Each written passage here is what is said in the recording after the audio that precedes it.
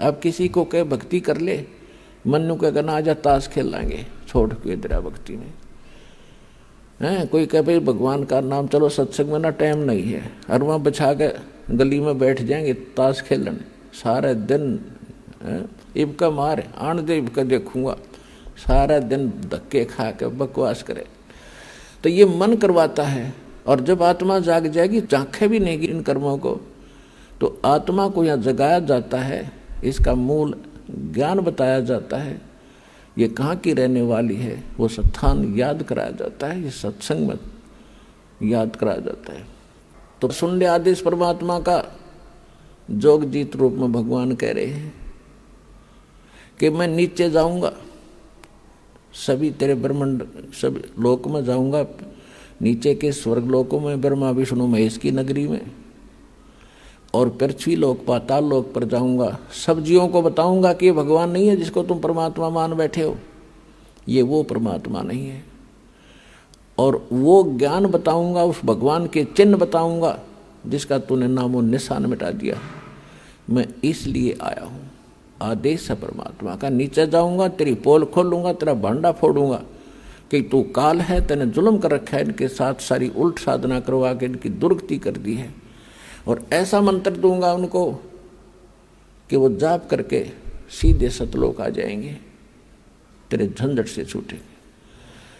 तब कहते हैं ये सुनकर काल इतना भयंकर हो गया धर्मदास कि मुझे मारने के लिए चढ़ा कि तेरे को अभी खत्म कर दूंगा, तो मेरी खेती उजाड़ेगा, मेरा बाग उजाड़ेगा। क्योंकि उसने तो हम इसलिए पैदा कर रखे हैं जैसे कसाई बकरे पालता है।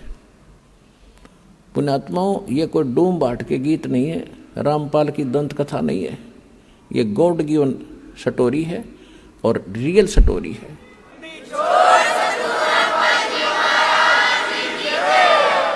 क्योंकि हमने अपने गलत ज्ञान सुन रखा है, वही अटपट अच्छे लगे। रामकृष्ण की कहानी, सुदामा वाली, वैसे इतनी भक्ति थी क्या? ये क्या यही कहानी थी?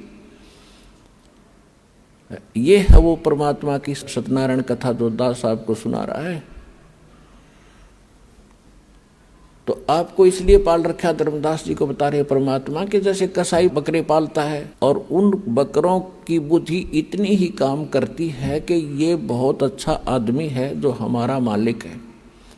कैसे अच्छा आदमी है कि इसने बहुत बढ़िया हमारे लिए इस चरागाह बनवा रखे हैं जहाँ हम चरते हैं, एक सरोवर तालाब बना रखा है जहाँ हम पानी पीते हैं, फिर एक झोंपड़ी डाल रखी है, शेड डाल रखा है जहाँ हम गर्मी सर्दी से बचने के लिए उसके नीचे बैठ जाते हैं।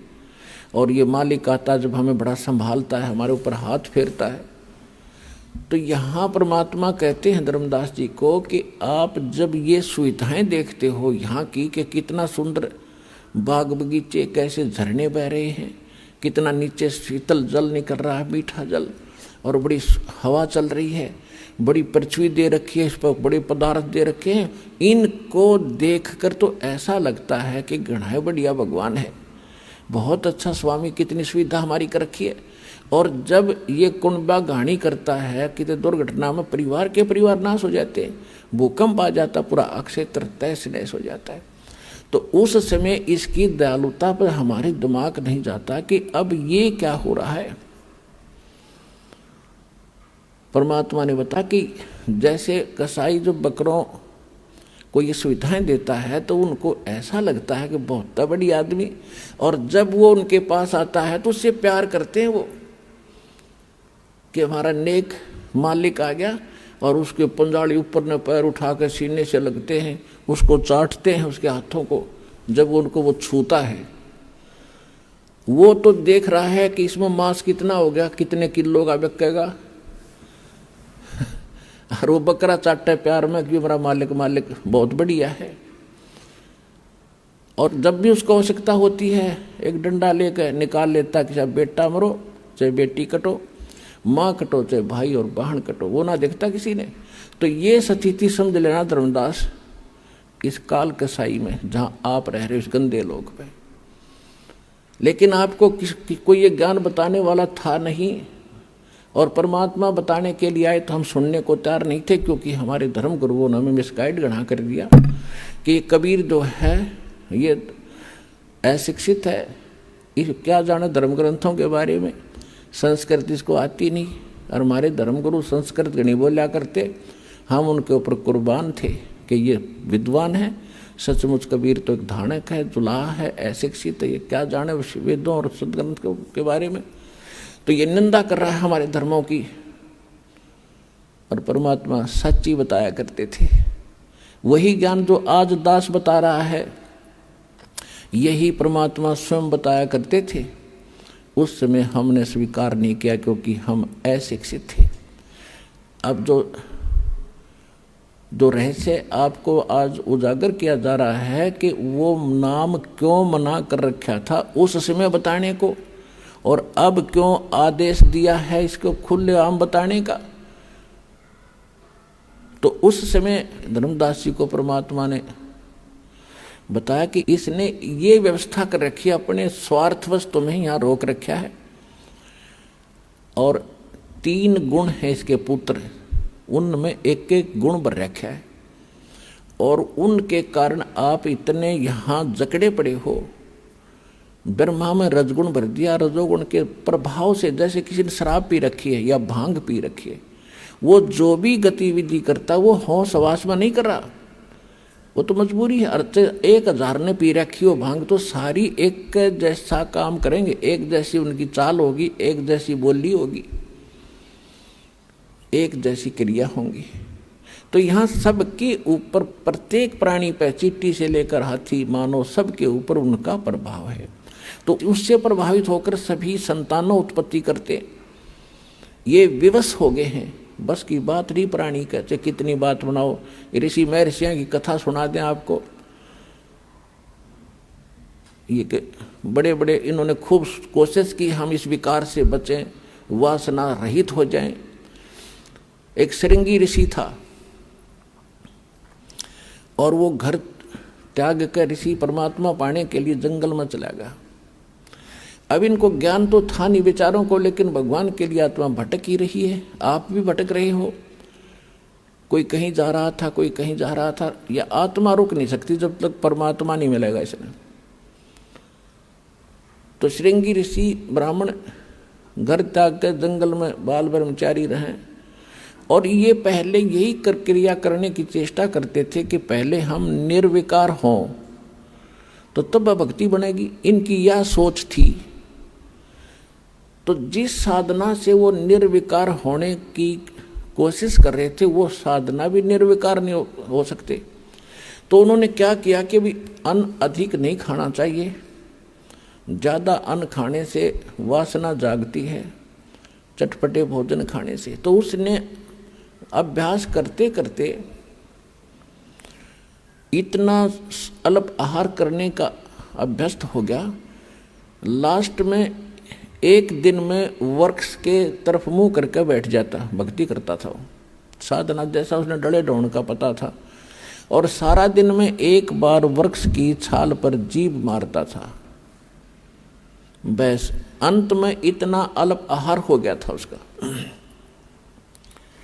और जिस कारण से वो आसपास के क्षेत्र में घना प्रसिद्ध हो गया कि भी ऐसा महात्मा देखा नहीं, सारे दिन भक्ति करता है, समाधिस्थ रहता है, आंखें भी नहीं खोलता, सारा दिन में एक बार वृक्ष के जिह्वा लगाता है, बस उसी से तृप्त हो जाता। अयोध्या नगरी के आसपास जंगल में वो बैठा था। तो वहाँ सब जगह ये बातें फैली। तो अयोध्या के राजा दशरथ की लड़की थी, और उसको भी पता चला श्री रामचंद्र से पहले, रामचंद्र अर्थात जब तक पैदा भी ना हुए थे। तो लड़की को पता चला तो अपने पिता की आज्ञा लेकर संत के दर्शनार्थ वो भी चली गई अपनी सहेली नौकरानियों के साथ। तो वहां जाकर देखा उसने कि साधु बड़ा महापुरुष है, और अगर यदि ये आंखें खोल ले, इसको घर ले आए हम और इसके वचन सुने, सेवा करें, कुछ अच्छी हमारी किस्मत बनेगी। तो इस उद्देश्य से उसने अन्य किसी महापुरुषों से, उनके साथ जो साधु संत रहते थे, ब्राह्मण गुरु होते थे, उनसे पूछा ये आंखें कैसे खोले। तो किसी वैद्य ने बता दिया कि आप जहाँ ये जीवा लगाता है श्रृंगी ऋषि, उस वृक्ष की उस स्थान पर थोड़ा सा शहद लगा दो। उस लड़की ने आज्ञा दे दी, उसके नौकरों ने वहां पर शहद ला दिया उस स्थान पर। अब ऋषि जी पहली बार पहले तो एक बार जीभ मारता था, उस दिन 6 बार मारी, क्यों अच्छी मीठी लग गया। और अगले दिन फिर ऐसे कर दिया। तीसरे दिन ऋषि जी की, श्रृंगी ऋषि की आंख खुल गई और फिर उससे प्रार्थना की कि हमारे घर चलो। ऋषि जी ने घर जाने से तो मना कर दिया, लेकिन वहाँ लड़की डेली वहाँ सेवा करने जान लाएगी। अंत में उस राजा दशरथ की लड़की ने ब्याह कर लिया उस ऋषि जी ने। चला था भगवान पाने के लिए और फिर फंस गया उसी दलदल में। तो परमात्मा कहते हैं जो ये वासना है, रजगुण का जो प्रभाव है, ये इतने विवश हैं ये प्राणी, ये जीव के बस का नहीं है। इसका तरीका बताया है परमात्मा ने। तुम डले ढूंढ जाओ, जंगल में जाओ। कबीर साहब कहते मन के मारे बन गए और बन तज बस्ती माही, कहे कबीर क्या करूं ये मन तो माने नहीं। एक किसान था, उसने कोई ज्ञान सुन लिया किसी संत से, इतना प्रेरित हो गया, उसका 2 बालक थे छोटे छोटे, उन छोड़कर और चल पड़ा परमात्मा पाने के लिए। उस संत के आश्रम में रहने लग गया। अब वो संत के आश्रम में रहा करता था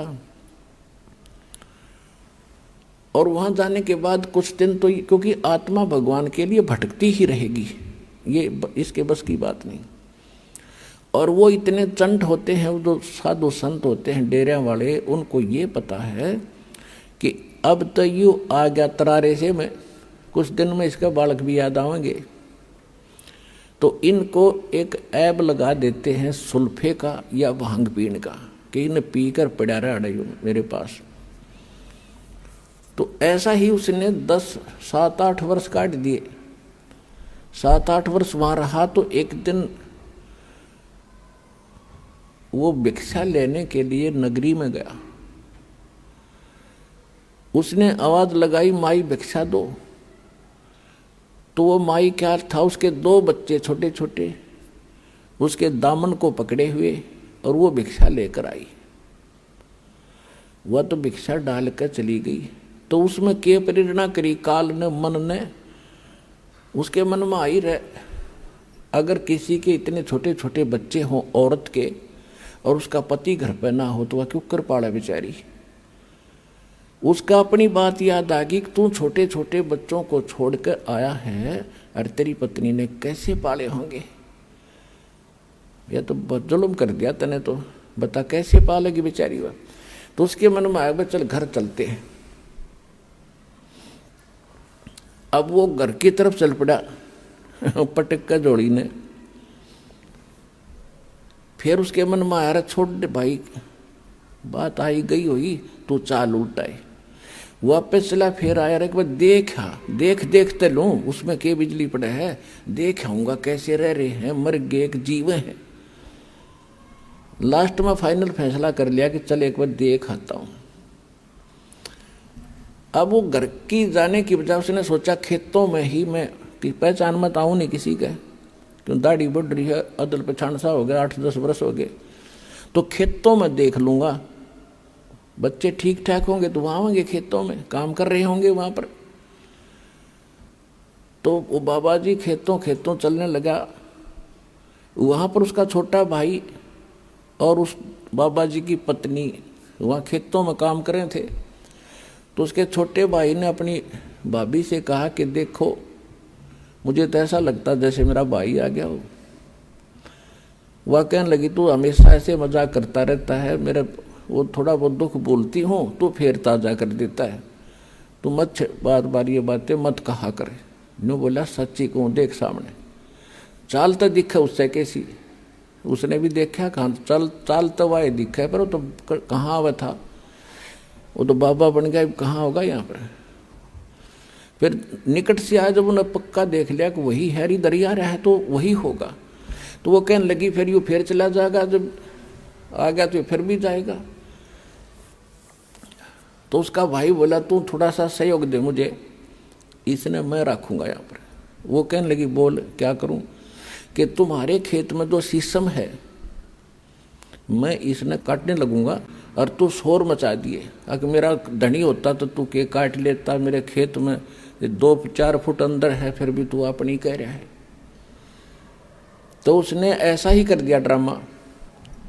वो लेकर कुआड़िया लाग गया, शीशम ने धीरे धीरे किता मारने, और वह लागी शोर मचाने कि तने मैं सदाई लूटी हूँ, मेरा पति घर पे होता तो क्या तू आज ऐसा कर्म करता। देखो रे लोगों 10-5 फुट अंदर जगह मेरे खेत में हरनों का मेरी है, काटूंगा, मानता नहीं। और वो जुआर में बढ़ के नो देखा था, सुने था सारी बात बैठा बैठा। जब रोती देखी, जब लिकड़ का आया नो बोला रे एकली नहीं है, मैं भी आ गया हूँ।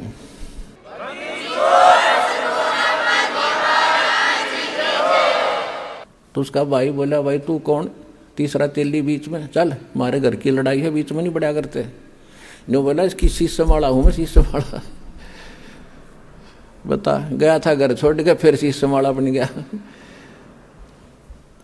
नो बोला भाई वो तो कौन ही, तू मेरा भाई तो नो थोड़ा तेरे बुंडा शकल, तेरी शकल भी पिछाड़ में ना आती, भाग गए थे।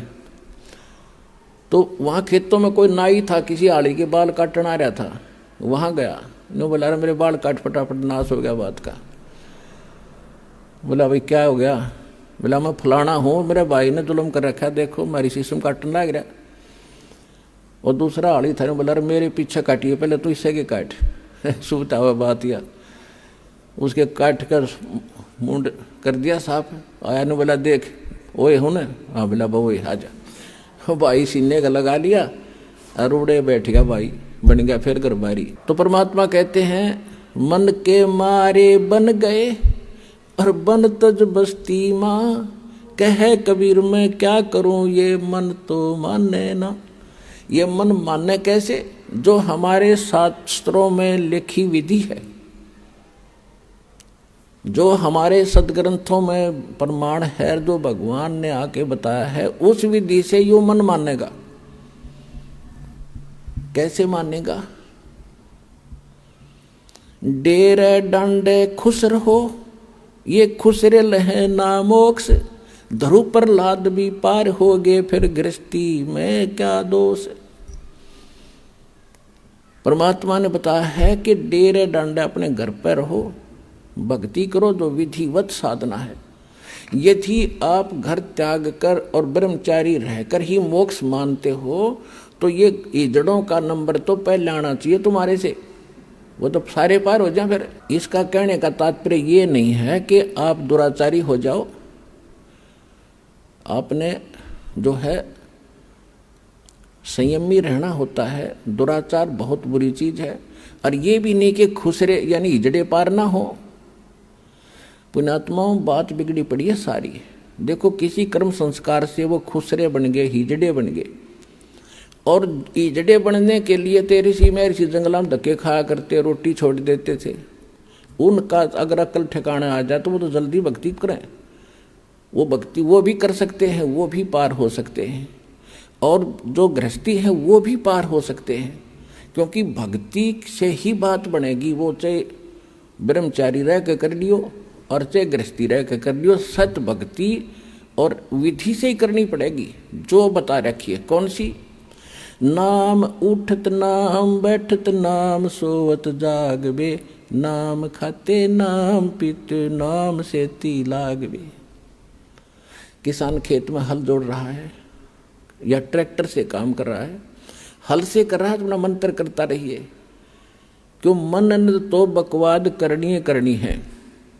ये तो हल बा रहा है तो कोई रागनी गा रहा है या फिल्मी गाने गुनगुना रहा है, तो उन बकवादों को छोड़कर मालिक की वाणी बोले, उस वाणी से और या सुमरण करता रहे, तो उस सुमरण के प्रभाव से जो बीज बोया जा रहा है और उससे जो फल आवेगा और उसको जो खावेगा, उसमें भी वो नेक विचार और भक्ति का अंश जाएगा। वो भी एक दिन भक्ति में लग जाएगा।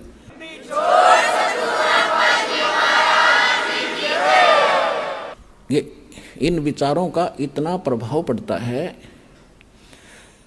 एक संत की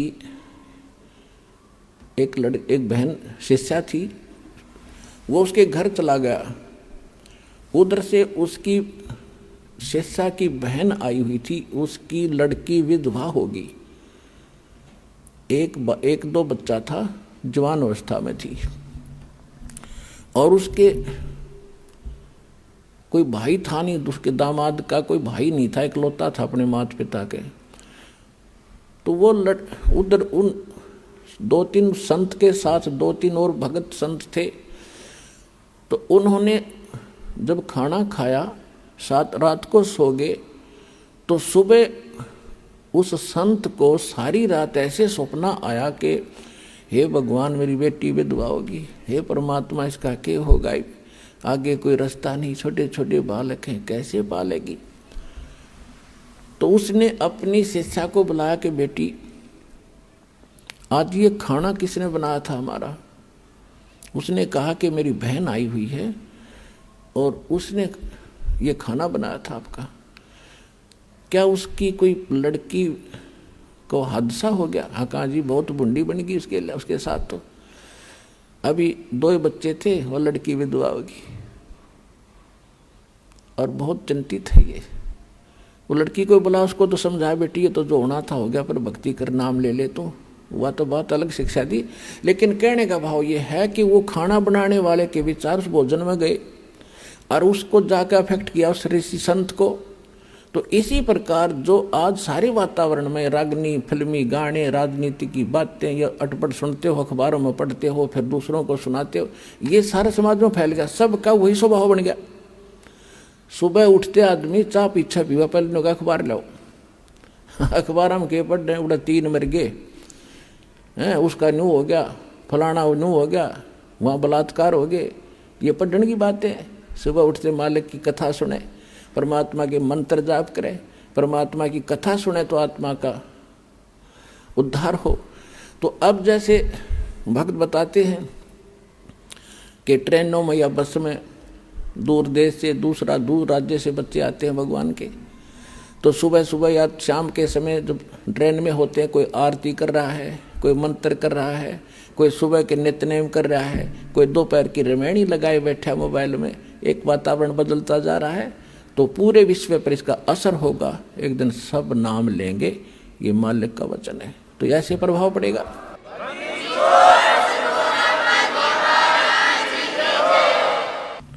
तो अब ये वातावरण ऐसे बदलेगा।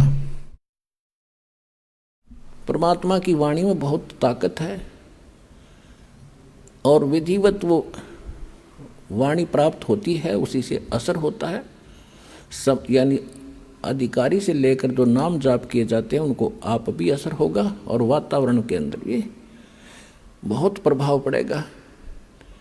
अब आप देखते हो कितने टीवी चलते हैं, सब जगह ये राजनीति की बातें, फलाना ये डकड़ा ये बड़ा, इसको तो 1 नंबर पर मान रहे हैं। ये 1 नंबर पर तो इन टीवी वालों ने भगवान की चर्चा सुनानी चाहिए दिन में कई ताकि आत्मा इंसान की बुद्धि बदले, बुराइयों से दूर हो और संसार में शांति पैदा हो। या तो शांति पैदा कर रखी है।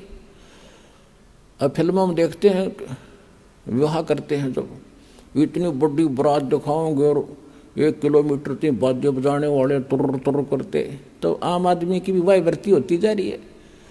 तो ये सारा काम बिगाड़ दिया इस मीडिया ने गलत प्रचार करके। ये प्रचार करे भगवान का, सुबह उठते सब देखें, किसी टाइम भी टीवी लावे, जब मालिक की चर्चा पावे तो एकदम परिवर्तन होगा पूरे विश्व में। ऐसे ये तो होना ही है, क्योंकि भगवान ने ये इंस्ट्रूमेंट बनवाए न्यू हैं। ये कितने दिन इनमें दुरुपयोग करेंगे उसका समय आने दो। जनता जागेगी जब इनको कहेंगे भाई ये नहीं, अच्छी बात चलाओ, इसमें बच्चों पर अच्छा असर पड़े, माँ बाप पर भी अच्छा असर पड़े और सारे संसार में एक सद्भावना उत्पन्न हो, तो वो समय तो आएगा। क्योंकि ये बनवाए इसलिए है परमात्मा ने, नहीं 10 साल पहले कितना थे, ये 15 साल पहले। अब इसलिए दाता ने इंस्ट्रूमेंट, मोबाइल, इनके अंदर ये मेमोरी कार्ड, इसमें 20-20, 40-40, 100 घंटे के सत्संग सुन लो, डाल लो, नए नए सुनो दिन में मंत्र।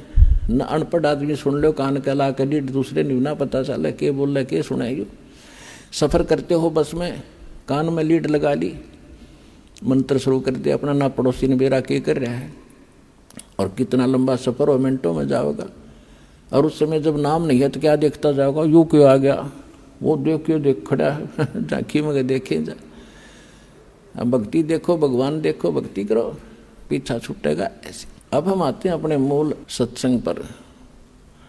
अब जो प्रसंग चल रहा है कि यहाँ इस काल ने हमारे को विवश कर रखा है, जीव के बस का नहीं। अब ब्रह्मा जी के अंदर से एक ऐसी तरंग निकल रही है, ऐसी किरण निकलती है जो प्रत्येक जीव को प्रभावित किए हुए, तो विवश हो है वो ऐसा करता है। अब जब प्रसंग चल रहा था कि ये परमात्मा कहते हैं वो मोक्ष उस साधना से होगा, वो हठ योग नहीं है। नाम उठत नाम बैठत नाम सोत जागवे, नाम खाते नाम पीते नाम सेती लागवे। ये तो सुख संवेद उस तत्व ज्ञान में भगवान ने बताया कि ऐसे साधना करो। और हमारे वेद बताते हैं, यजुर्वेद अध्याय नंबर 40 के मंत्र 15 में कहा है कि वायु अनिलम अथिदम भस्मांतम अमृतम भस्मांतम शरीरम ओम कर्तु समर कल्वे समर कर्तुम समर। परमात्मा की जो भक्ति है, ओम नाम का सिमरण करो, काम करते करते करो, विशेष कसक के साथ करो, और मनुष्य जीवन का मूल उद्देश्य जानकर ओम नाम का जाप करो। और ओम नाम के जाप से जितना मोक्ष होना है वो इस विधि से प्राप्त होगा। और ये सुख संवेद बता रहा है। हठ योग तो किसी वेद में नहीं, गीता में नहीं। तो ये हठ योग कहाँ से लाए? ये मनमुख आचरण है, मनमाना आचरण है, ये मनमुखी साधना है, ये गुरुमुखी नहीं है। तो जब तक हम सतगुरु के द्वारा बताए साधना ज्ञान को नहीं ग्रहण करेंगे तब तक हम ऐसे ही डले ढोते। तो परमात्मा कहते हैं कि तुम परमात्मा की प्रेरणा में जंगल में चले जाते हो, घर छोड़ जाते हो, और भूख लगती है, प्यास लगती है, फिर रोटी मांगने फिर घर में और गृहस्थियों के पास आते हो। बता, अकल है तुम्हारे अंदर? अब घर में सारी सुविधाएं हैं, मकान है, झोपड़ी है, छोटा है, बड़ा है, जैसा तेरी किस्मत में, और नाम मिल गया, काम भी कर रोजी रोटी के लिए और भक्ति कर। और जिस काम को पहले आप करने में सारा समय लगा देते थे वो पूरा नहीं होता, बरकत नहीं होती। भगवान की भक्ति में यह शक्ति और है, आपके घर में बरकत करेंगे, आपके शरीर को स्वस्थ करेंगे, आपके आने वाले जो पाप कर्मों के दंड हैं उनको दूर करेंगे, तो आपको निर्मल करके रखेंगे, आपको बरकत भी देंगे और मोक्ष भी इसी विधि से मिलेगा। और भगवान विष्णु जी के अंदर जो एक सतोगुण भर दिया इसने, यही 3 देवता हैं और यही 3 गुण हैं। जैसे मिर्च का गुण बना दिया कि वो तो मुंह फूकेगी और छोंक लगेगा, छींक आवेगी। अब जैसे रसोई में छोंक लगाया जाता है, ये भगवान रहते हैं ऊपर तीनों अपने लोकों में, विष्णु विष्णु लोक में, शिव जी शिवलोक में, ब्रह्मा जी ब्रह्मालोक में। और वहाँ से ही ये 3 लोकों के ऊपर इनके अंदर से निकल रही वो रेंज, वो किरण, वो तरंग हमें प्रभावित कर रही है, तीनों लोकों के प्राणियों को, स्वर्गलोक, पृथ्वीलोक और पाताललोक। अब जैसे रसोई में छोंक लगा रहे हैं मिर्चों का, और अलग कमरों में बैठे अन्य व्यक्तियों को भी छींकें आनी शुरू हो जाती हैं। मूल वस्तु, साकार वस्तु तो रसोई में, उसके निराकार उस तरंग ने जाकर वहाँ विचलित कर दिए, वो छींक उनके बस की नहीं रोक दे। तो इसी प्रकार इन तीनों भगवानों से निकल रहे तीनों गुणों का प्रभाव आपके ऊपर है, जीव के बस का नहीं कि आप इनसे बच सको। इसको बचने का तरीका है, इसकी एंटीबायोटिक बताई भगवान। वो क्या है कि डेरे डंडे खुश रहो और खुश रे लहे न मोक्ष। ध्रुव प्रहलाद भी जब उधर गए तो फिर गृहस्थी में क्या दोष। यानी आपको फिर भी क्लियर करते हैं कि गृहस्थी का तात्पर्य ये नहीं है कि भाई ब्याह करवाना गृहस्थी हो है। ब्रह्मचारी रहो या गृहस्थ में रहो, घर में रहो यानी करके खाओ, करो और भक्ति करो। कर्म सन्यासी नहीं होना चाहिए, कर्म योगी बने रहो। जैसे हमारे यहाँ भक्त रहते हैं जिन्होंने कईयों ने शादी नहीं करा रखी, तो वो कर्म योगी हैं। यहाँ कर्म सन्यासी नहीं है, वो भी गृहस्थी है समझ लो। यहाँ सबकी सेवा करते हैं, अपना भक्ति भी करते हैं और साथ में अपनी सेवा भी करते हैं। तो इसी प्रकार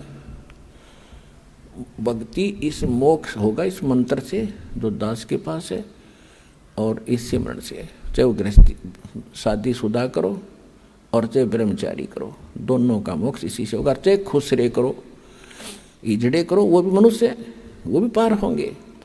पर यह वृत्ति बदले, जब बात बने तो ज्ञान से सत्संग सुने तो सबको असर होगा। तो प्रसंग जो चल रहा है उस पर आते हैं। जो परमात्मा ने बताया काल को कि तूने ऐसा जुल्म कर दिया, हाहाकार मचा रखी, और मैं इनको जाकर ज्ञान बताऊंगा, तो एकदम भयंकर होकर मुझे मारने के लिए दौड़ा धर्मदास। परमात्मा बता रहे हैं, और मैंने श्वास का सिमरण कर दिया, सतनाम का सिमरण किया, और उस सिमरण के ताकत से वो इतना कंडम हो गया, ऐसी स्थिति होगी, ऐसा गिर गया पृथ्वी पर जैसे पक्षी की पांख कट जाया करें, वो उड़ नहीं सकता और पड़ा पड़ा फड़फड़ा रहा होता है। अपने आत्माओं परमात्मा उन्होंने तो कोई ज़रूरत नहीं थी सिमरण समरण करने की, वो तो मालिक है। लेकिन हमें ये सतर्क करना चाहते हैं कि जिस समय आपके ऊपर कोई भी आपत्ति किसी प्रकार की आ जाए, चाहे कोई आध्यात्मिक है या सांसारिक है, उस समय आपको प्रथम मंत्र मिला है तो प्रथम मंत्र का सिमरण शुरू कर दिए, जाप करिए। द्वितीय मिला है तो द्वितीय का शुरू कर दीजिए। सारनाम मिला है तो वो सारनाम और सारा मिला करके जो बनाया गया है उसका जाप कीजिए, तो आपके ऊपर तुरंत उसका प्रभाव हट जाएगा। कोई भी किसी प्रकार का संकट आप पर आए, यदि आपकी मर्यादा सही होगी, आपका कनेक्शन पावर ठीक होगा, यानी काम नाम खंडित नहीं होगा, तो आप पर वो कोई प्रभाव नहीं डाल सकता।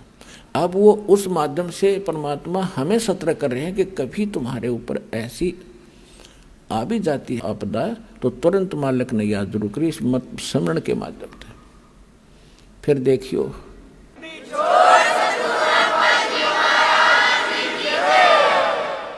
तो उस समय वो ऐसी स्थिति में आगा गिर गया जैसे पक्षी की पांख कट जाया करती हैं। अब उसने देख लिया, काल भगवान ने, काल ने देख लिया कि भाई जोगजीत के पास कोई शक्तिशाली मंत्र है, इसने तो मुझे कंडम कर दिया। तो इसने फिर चापलूसी का सहारा दिया। आप देख लो, यहाँ यथा राजा तथा प्रजा, जिसा यो भगवान है, इसी हमारा सबका नेचर ऐसा ही है। हमारे से कोई बौद्ध आदमी है, यानी कमज़ोर है, शारीरिक कमज़ोर है या वैसे व्यवस्था में कमज़ोर है, तो हम उसके सिर पर चढ़ जाएं। और जब तगड़ा सामने आ जा, उसने हाथ जोड़ा, हाँ जी चौधरी साहब। एक शराबी जावा था, शराब पिए गली में, सामने एक बनिया आ गया, बनिया लाला जी, क्योंकि वो अल्पसंख्यक होते थे गाँव में, एक दो दो चार चार घर होते थे। तो शराबी ने जब देखा उस बनिया को, गाली देने लग गया। गाली देने लग गया तो दूसरा बोला, अरे बोलिए ना लाला जी, शराब पी रहा है। इतने में एक लठ ले रहा था कंधे पर, तगड़ा सा आदमी। वो बोला, अरे क्या, कौन है, क्या कर रहा है? बोला, चौधरी साहब नमस्ते।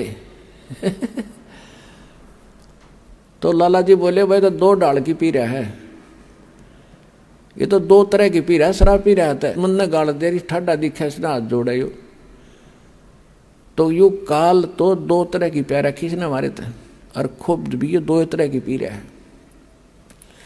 जब इसने नो देखा कि मैं इसने मारूंगा, जब ताकड़ पाड़ के गया, जब परमात्मा ने उसकी देही तोड़ दी, जब पड़ा पड़ा तड़फे और शायद से घिसड़ के और चरण पकड़ लिए, धर्मदास मेरे आके, तुम्हारे भगवान 21 ब्रह्मांड के मालिक ने, ब्रह्मा विष्णु महेश के पिता ने।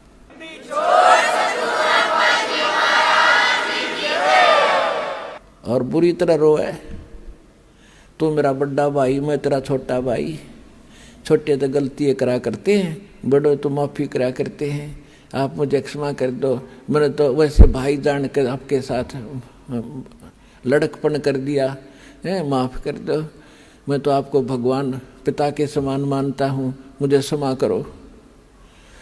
जब बुरा हाल कर दिया, जब मैंने कहा ठीक है, फिर कहता है मुझे कुछ, आप नीचे जाओगे? कहाँ जाऊँगा भाई, मेरे को आदेश हो गया, मैंने जाना पड़ेगा, बस की बात नहीं। तो एक काम करियो, क्या कुछ मेरी कुछ डिमांड है या पूरी करियो पहले। परमात्मा बोले बोल के क्या डिमांड है तेरी? इसने कहा कि नो नहीं, वचनबद्ध हो जाओ। परमात्मा बोले ठीक है, वचनबद्ध हो गया। मांग क्या मांगता कि 3 युगों में, सतयुग, त्रेता, द्वापर में, और जीव थोड़े ले जाना। यदि आप सारे जीव अभी ले जाओगे तो मैं भूखा मरूंगा, मैं क्या खाऊंगा, मुझे तो श्राप लगा हुआ है। परमात्मा बोले श्राप भी तो तेरी बकवादों से लगा होगा, है तेरे मारने चला टक्या नहीं, ये भी दुखी कर दिया आत्मा। 3 युगों में जीव थोड़े ले जाना, और चौथा युग जब कलयुग आवे, तब तो शरण जीव बहु जावे। ऐसा वचन हर मोय दीजे, तब तुम गवन संसार ही कीजे।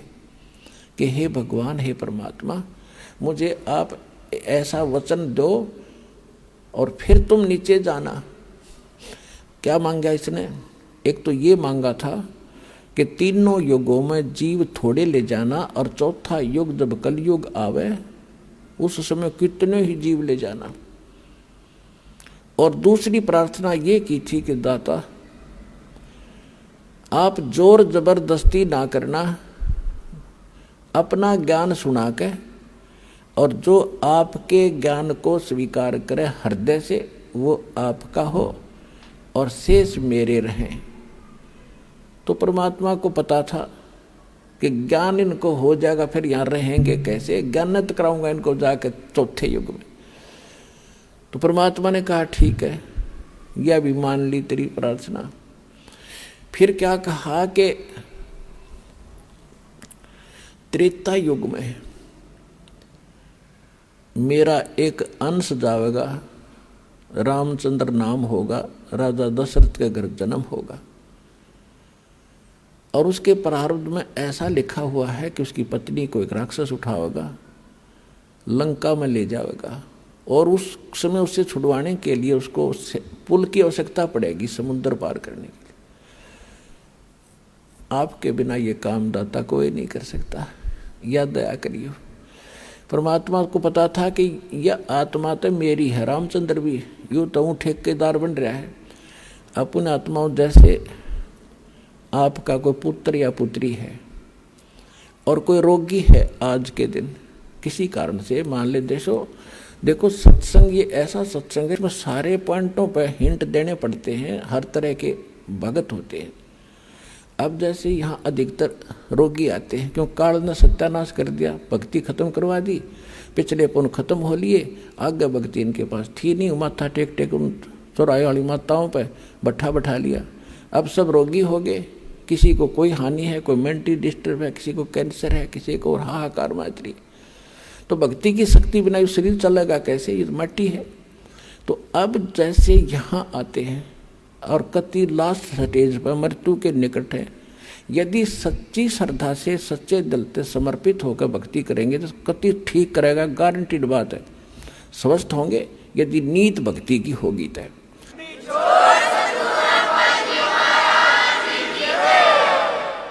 और दूसरी बात यह है कि कोई जैसे अब क्या करते हैं, कोई भक्त बता देता है कि वहाँ जाते ठीक हो जाते हैं, वो चल पड़ते हैं बेचारे, क्यों सब जगह थक लिए, वो सोच लेते एक ट्राई और कर लेते हैं।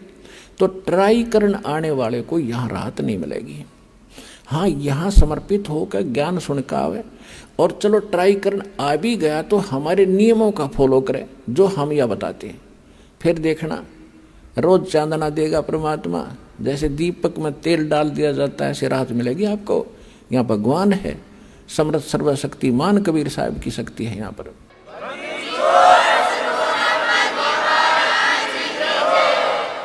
अब फिर भी किसी कारण से भी राहत ना मिल पाई, त्रुटि तो अपनी ही होगी, भगवान में तो है ही नहीं। सतगुरु के दरबार में भाई कमी कहे की ना, अनसा मौज नहीं पावता तेरी चूक चाकरी मां। इस सच्चे दरबार में कबीर भगवान की डिक्शनरी में इम्पॉसिबल वर्ड नहीं है, असंभव शब्द नहीं है इस भगवान के दरबार में। यदि कोई आप नहीं राहत प्राप्त कर रहे हो तो आपकी चाकरी में दोष है, कमी है, त्रुटि है, आपकी कोई श्रद्धा भाव और सिमरन भक्ति में कोई दिक्कत है, उसको सुचारू करो, वो अवश्य मिलेगी। अब कहने का भाव ये है कि अब जैसे किसी का बाप बीमार है, 70 साल का हो गया और नाम ले लिया उसने, दुखी गणा था, दीक्षा ले ली, राहत तो मिलती है, लेकिन फिर भी किसी कारण से त्रुटि रह जाती है, कोई नियम खंडित कर देते हैं, आदत छूटती नहीं। काल ने तो यही तक नाश कर रखा है कि इनको सुख नहीं हो, दुख हो जितना हो, नाम ले जाते हैं।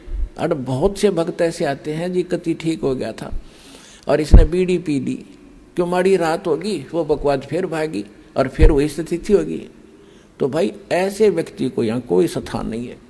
अब भगवान नहीं सुनेगा ऐसे व्यक्ति की, दोबारा नाम लो और फिर ठीक हो जाएगा, आगे नियमित रहना। इस कारण से वो कोई नाम खंडित करने से मृत्यु भी प्राप्त हो जाती है। अब हम तो रो रहे हैं कि हे भगवान यू क्यों मर गया, क्योंकि हमारा पिता था या हमारा पुत्र था, हम तो एक सुख के ठेकेदार बने, वो तो आत्मा तो उस परमात्मा की थी, उस परमात्मा की आत्मा है और उसको नाम दे दिया, नाम दे दिया तो उसको मनुष्य जीवन मिलेगा। इस नाम का एक बार भी जाप करके जो दास प्रथम मंत्र देता, और यदि शरीर छूट गया तो मनुष्य जीवन गारंटीड है, भक्ति मिलेगी। और इस अनमोल अमृत को बचा कैसे रखा था, छुपा क्यों रखा था, इसलिए रखा था कि ये जरूरत है इसकी। पहली बात तो स्वस्थ करेगा और इस सज्जन में मोक्ष करने की चेष्टा करेंगे परमात्मा, फिर भी क्योंकि घड़ा बिगड़ा हुआ काम है सारा, कोई न कोई त्रुटि हुए बिना रहती नहीं, किसी कारण से मृत्यु भी हो जाती है तो उसका तो भाग जाएंगे। दोनों हाथों में लाडू, सतलोक आसन बरवाड़ा में आपके। जब स्वस्थ हो गया तो भक्ति इस जीवन में करियो, और जब मृत्यु होगी किसी कारण से तो नेक्स्ट जीवन 10वें महीने आ लेगा अपनी माँ की गोदी में, यहीं पर नया कपड़ा पहन के।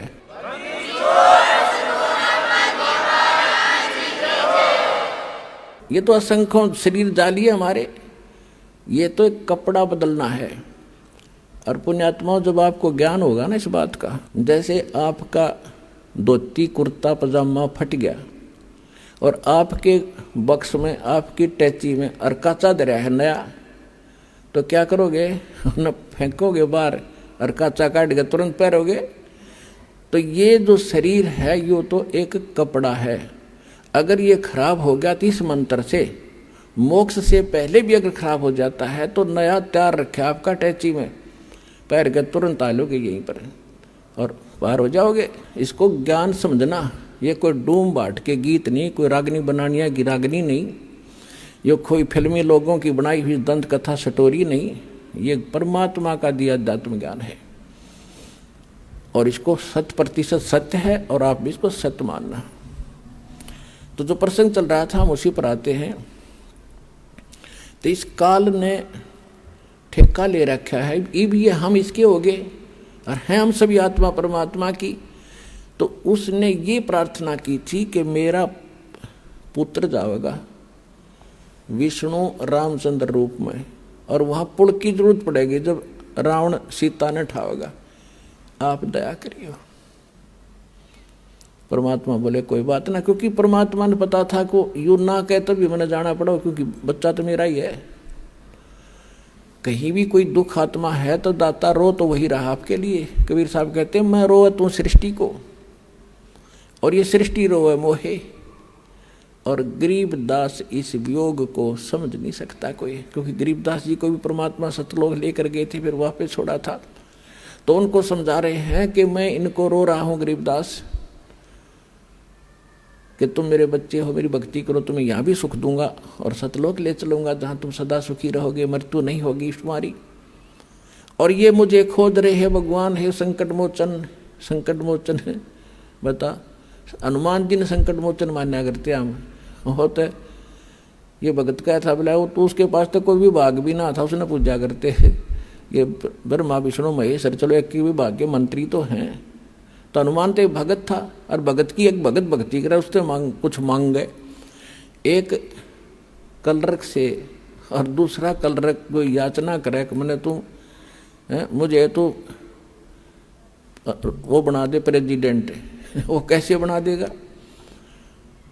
तो कहने का भाव ये है कि हम भक्ति गलत कर रहे थे, तो परमात्मा ने को मालूम था कि ये दुखी होंगे, तो या तो दुख तो मुझे ही होगा।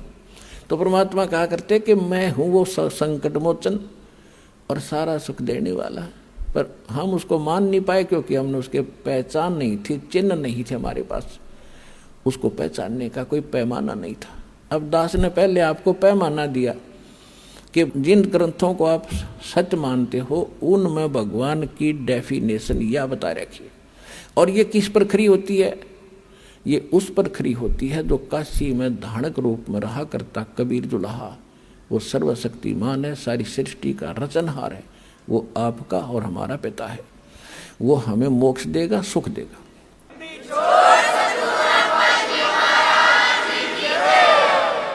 फिर क्या किया उसने, तीसरा प्रश्न ये किया कि परमात्मा द्वापर युग में मेरा पुत्र जाएगा वही, और उस समय कौन जाएगा, श्री कृष्ण यानी विष्णु जाएगा, और वहां एक मंदिर बनवाना चाहेगा अपना जगन्नाथ के नाम पे, और उस जगन्नाथ के मंदिर को समुद्र नहीं बनने देगा। क्यों नहीं बनने देगा, उसका आगे कारण बताएंगे। तो उसको आप बचाना।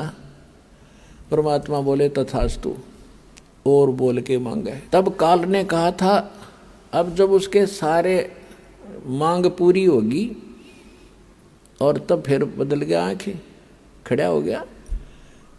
अक्षमा भगवान ने करे दिया था, ठीक है तो अक्षमा कर दिया, वह शक्ति उस पर असर कर नहीं रही थी, वो खड़ा हो गया। खड़ा होकर न्यू कहता जाओ जोग जीत संसारा, न्यू बोला चौथे युग में ऐसा कर दूंगा इन प्राणियों को, ये भक्ति योग नहीं छोड़ूंगा, और ना जाने कितने इनके विभाग कर दूंगा, अलग अलग मजहब धर्म बना दूंगा, अपने दूत भेज के इनको गलत ज्ञान से रंगवा दूंगा। और एक और प्रार्थना की थी कि पहले मेरे अंश जावें, पहले मेरे दूत जाएं, मेरे प्रचारक जावें, और पीछे अपना बेसिक भेज दियो। अब वो सियाणा बना था कि इनका पहले चला जा, सारी ये बात बता दे, मेरे वाले की कोई सुने हो नहीं। परमात्मा ने पता था कि ये इतने भले ना है कि मेरे वाले की जल्दी सी मान लेंगे तो कहा था ठीक है पहले तेरे चले जाएंगे खूब, या भी तेरे को छूट दे दी। फिर ने बोला जाओ जोग जीत संसारा, जीव न माने कहा तुम्हारा।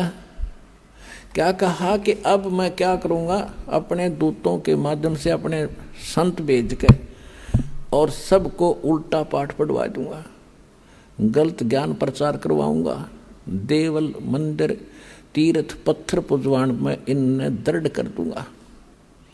और ये जब तुम्हारा आएगा पीछे से कोई हंस, तो परमात्मा ने कहा था कि चौथा युग जब कलयुग आवे तब हम अपना अंश पठावें, तब मैं अपना एक अंश अपना दास भेजूंगा। तब काल ने कहा था कि बेशक भेज देना, उस समय तेरे उस दास की, तेरे भेजे हुए संदेश वाहक की कोई नहीं सुनेगा, और मेरे वकील बनेंगे।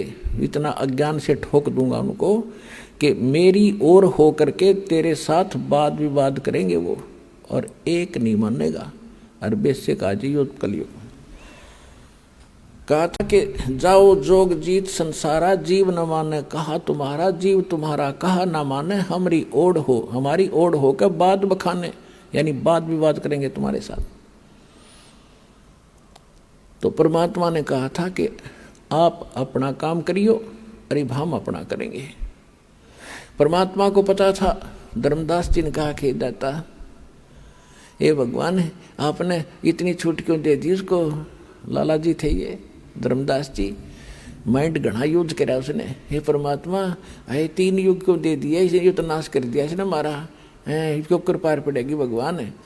परमात्मा बोले भाई बात सुन, यदि तुम मान जाते मेरी बात, मैं तो सतयुग से पीछा पड़ रहा हूँ तुम्हारे, सतयुग में भी आता हूँ, ज्ञान सुनाता हूँ, भक्ति थोड़ी बहुत प्रवेश करता हूँ, तुम सुनते ही नहीं क्योंकि उस समय तुम सभी सुखी होते हो। और जैसे सतयुग त्रेता द्वापर में ये अच्छी आत्माओं के जन्म होते हैं, फिर धीरे धीरे उनकी पुण्य खत्म होते चले जाते हैं। अपन आत्मा जो अध्यात्म ज्ञान इतना है कि इसको समझाने में भी बहुत समय लगता है, समझने में तो बहुत टाइम लगेगा, क्योंकि आप तो पहली बार सुन रहे हो। जो पुराने भक्त हैं वो तो शीघ्र समझ जाते हैं, उनके लिए भी एक बहुत इंटरेस्टिंग और नया नया ज्ञान भी और भी होता है साथ में। तो इसमें जो बहुत से प्रकरण होते हैं कि जैसे अब ये तीसरा युग, अब ये है कलयुग की पिछली पीढ़ी, अब इसमें ये सब मंत्र सार्वजनिक कर दिए और सब पार होंगे जो नियम में रहेंगे। तो ये भगवान का वचन है, पूरा विश्व पार होगा। और लास्ट में जब भक्ति मतलब कुछ रह जाएंगे नहीं पार हुए, तो वो भी लाखों करोड़ों की संख्या, अरबों की संख्या होगी जो नाम ले लेंगे, मोक्ष नहीं कर पाओगे, क्योंकि उनमें ऐसा परिवर्तन हो जाता है, कुछ करनी में फर्क पड़ जाता है। तो उनको उनके पास ये भक्ति धन तो जो का तू होगा, लेकिन पार ना हुए तो ये काल पकड़ेगा, इन्हें ऊपर ले जाएगा, ब्रह्मलोक में रखेगा या पूंजी समेत वो वहाँ रखेगा। तो जब वहाँ समाप्त हो जाएंगे, उसके पुण्य खत्म होंगे, फिर पृथ्वी पर पटकेगा उनको सतयुग में।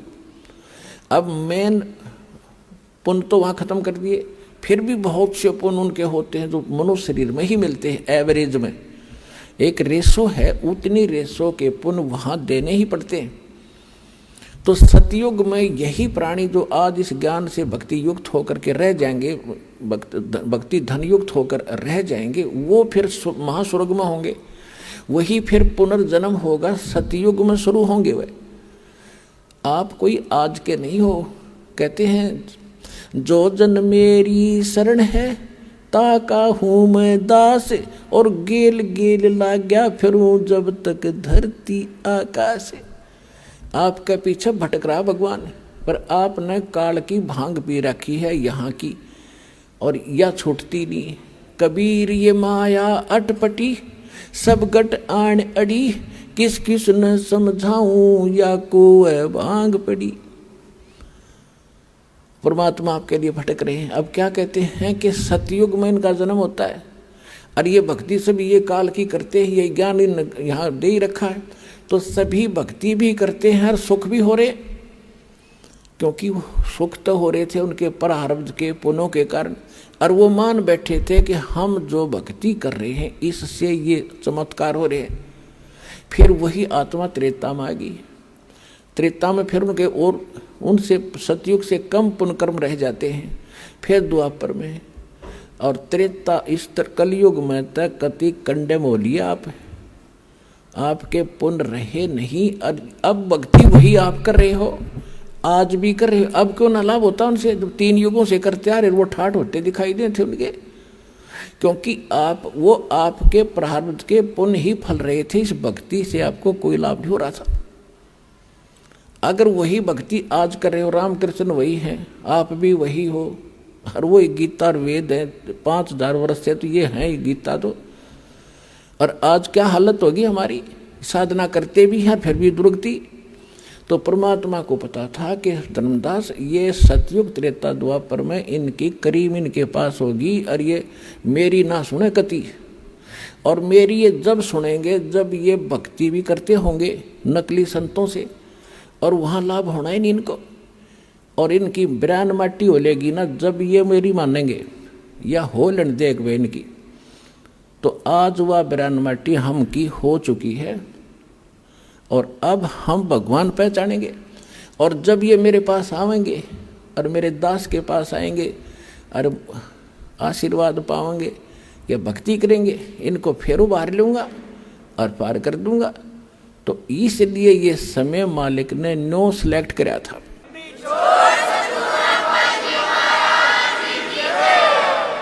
सत साहिब, क्या शुभ नाम है जी आप जी का? मेरा नाम नरसिंह दास है जी। सर कहाँ से आए हैं आप? हम राजस्थान पाली जिला सोनाई माजी गांव से आए हैं। सर क्या काम करते हैं आप? खेती बाड़ी का काम करता हूं जी। सर परम संत सतगुरु रामपाल जी महाराज की शरण में आने से पहले आप कौन सी भक्ति करते थे? हम भैरू की पूजा करते थे, हनुमान जी की पूजा करते थे और ऐसे देवी की भी पूजा करते थे। और ऐसे गांव में जो संत होते थे उनकी गुरु बनाए हुए थे। तो सर जैसे ये भक्ति आप बता रहे हैं कि आप भैरू की, हनुमान जी की, देवी की पूजा करते थे, गांव में कोई संत थे उनको आपने गुरु धारण किया हुआ था, तो जो ये भक्ति आप करते थे, ये पूजाएं आप करते थे, इससे आपको क्या लाभ मिलता था? इससे हमें कोई लाभ नहीं मिला और ऐसे अंधविश्वास में हम बहते जा रहे थे। सर परम संत सतगुरु रामपाल जी महाराज की दया आपके ऊपर कैसे हुई? सतगुरु रामपाल जी की महाराज की दया, हमारे गांव में एक भगत जी थे, उनके यहाँ सौदागर एक पुस्तक मिली थी, उनमें पढ़ा और उन्होंने ऐसे ऐसे चमत्कार मैंने पढ़े। और फिर 10 दिन या 15 दिन ये प्रोग्राम मैंने देखा साधना चैनल के ऊपर। और साधना चैनल देखते ही मेरा दिल उठ गया कि अब तो वहाँ जाना है, सत साहिब के यहाँ जाना है। घर वालों को बोल दिया कि हमको तो वहाँ जाना है, हरियाणा। एड्रेस हमको पता नहीं था कि कहाँ है, हम राजस्थान से हैं, नए नए थे। तो घर वाले बोले कि अभी हरियाणा कोई यहाँ ही थोड़ी है, जब रजा होगी तो चले जाना। मैंने भगवान रामपाल जी से अर्ज की, मालिक आप जब बुलाओगे तब आना है अभी तो 10 दिन बाद में हमारे भगतमती जी ने बोला कि हम चलो, अभी हम भी साथ चलेंगे, पता नहीं कैसे गुरु है क्या है। ऐसे करके हम अकेले ही आए। उस दिन सत्संग भी नहीं थी, हम अकेले ही वहाँ से रवाना हुए। यहाँ रात को करीब 11 बजे यहाँ बरवाला उतरे थे रात ट्रेन में। और यहाँ से फिर फ़ोन लगाया, हमारे भगत जी थे वहाँ से, उनके बोला कि हम तो यहाँ रात के कोई भगत नहीं है, हम अकेले हैं यहाँ रात के टाइम। तो भगत जी ने फ़ोन लगाया कि आश्रम में, मैं फ़ोन लगाया कि 2 भगत हैं स्टेशन के ऊपर। तो गाड़ी भेज दी परमात्मा ने, और गाड़ी भेजते ही हम यहाँ आ गए। सर परम संत सतगुरु रामपाल जी महाराज ने जो भक्ति आपको दी है, उस भक्ति से आपको क्या लाभ मिला? भगत जी भक्ति से अपन को बहुत सारा लाभ मिला है और घर पे भी बहुत सारे लाभ हुए। जो खेती में हम खेती बाड़ी करते हैं, तो खेती में इस साल में बहुत सारे लोगों को नुकसान हुआ है और बंदी छोड़ ने मेरे ऊपर रजा की है। अच्छी खेती हुई है इस बार बाजरे की, और जो मैं मन में चाहता था वैसे चमत्कार मालिक ने करता है। मैं खेत में रात की टाइम में पानी दे रहा था खेत में, तो वो लाइट नहीं थी तो हमारा मोबाइल में जो ऑन करते हैं तो 10 मिनट में वापस स्क्रीन के ऊपर बंद हो जाती थी। उस दिन मैंने बोला कि बैटरी नहीं है, अब क्या करें। तो ऑन किया तो 2 घंटे तक जब ना मेरा काम चला, पानी देता रहा, तब तक वो लाइट स्क्रीन के ऊपर लाइट चलती रही। परमात्मा ने पूरा विश्वास हो गया कि पूर्ण परमात्मा है, सतगुरु रामपाल जी महाराज हैं, सब कुछ पूर्ण परमात्मा सतगुरु रामपाल जी महाराज जी है। कबीर साहिब। सर भक्त समाज को क्या संदेश देना चाहते हैं आप? हम भगत समाज को ये देते हैं कि सभी भाई बहन और जो भी संत महंत सब यहाँ बरवाला आश्रम में आ जाओ और अपना मुक्ति करवा लो। यही है पूर्ण संत कबीर साहिब, पूर्ण भगवान, पूर्ण संत, पूर्ण परमेश्वर, यही है। और यहाँ आके अपना कल्याण करवाओ। जी धन्यवाद आपका, बहुत बहुत धन्यवाद।